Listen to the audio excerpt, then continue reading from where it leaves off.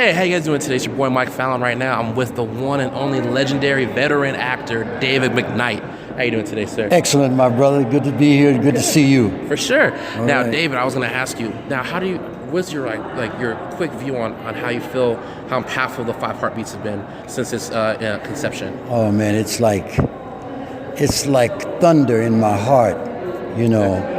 I mean, you hope, you pray, you dream that something really strong and positive and wonderful is going to happen in your career. Okay. And it is manifested in the Five Heartbeats with Robert Townsend and already 4 celebration award ceremonies that's been taking place, and it's been placed in the historical archives of the most classic films of all times. Oh, really? I thank God for that. Yes, it's wonderful. Wow, you guys heard it here first. Yeah. My other question, within the film, how did it feel to properly portray what it was to be a Christian? Oh man, it was a tremendous opportunity for me because I am a Christian and I go to church.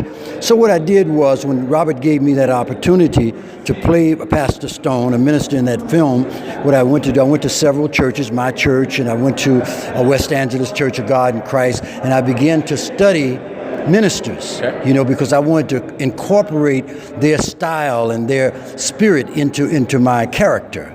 So I combined my minister and West Angeles minister in order to construct my character. And I hope that what I did was to be able to touch people spiritually with that wonderful gospel spiritual message. Yeah, that's one of my favorite parts of the film. If you guys have not watched it, so you need to watch it. It's towards the end when your character, Choirboy's dad, was speaking, and the way you're talking about how you have to forgive people and how to make amends. Mm-hmm. I feel that that's like a message that isn't seen too much in cinema now because of how everybody's cultural views have shifted. Yes. Yeah. So I just want to thank you for that. You're quite welcome. And my last question. And in my opinion, I think we need to bring that back. And let me make this statement. I am not a supporter of taking religion out of the schools. Yeah. I don't support that. I think that may have some subtle underhand reasons as to why we have so much chaos among young people in our society, because they're taking God out of the schools, and they're taking God out of the hearts of young people, and I don't approve of that. Thank you for that.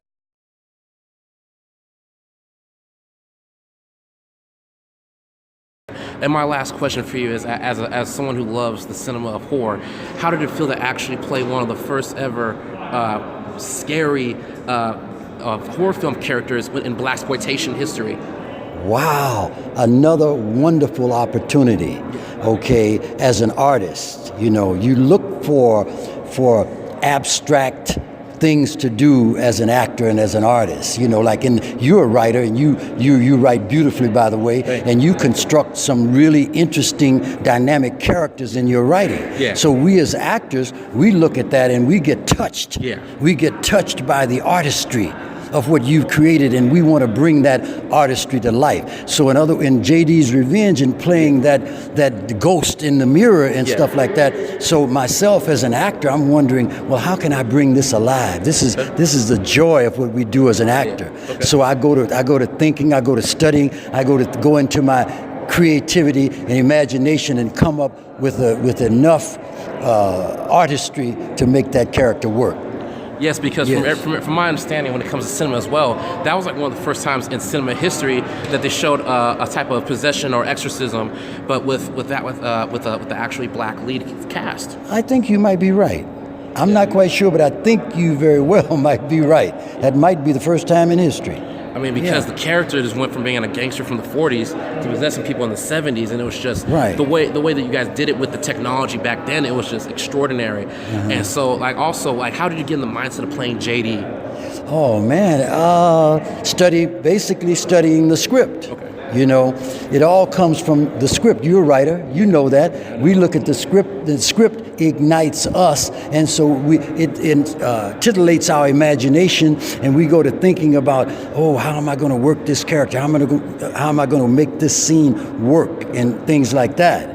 So it's just exciting to be able to absorb the wonderful writing of good writers and to make that writing come alive. That's what it's all about. I appreciate it, David. Thank you for your time again. Hey, no problem. All right, for sure. I'm looking forward to the wars. What's the title of your script? What, Civil War? Civil War. Yeah, I'm looking forward to participating in that and making your film come alive. Most definitely. We're going to get there, but first one we got to catch is La La Land with John Legend. All right. The choreographed with. Okay, good. Anyways, this is Michael Fallon.